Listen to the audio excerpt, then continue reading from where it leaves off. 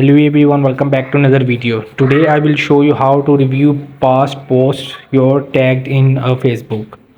So what to do for this right now, you will just go in the top right corner of profile icon, just tap to it.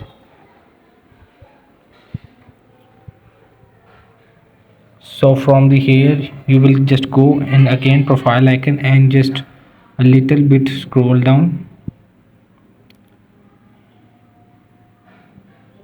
and you will see this is the past posts. So you will just manage the posts and click to select from here if you want to delete it.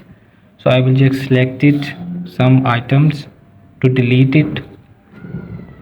So when you done, you will see there is a delete icon. Just click to delete and delete posts.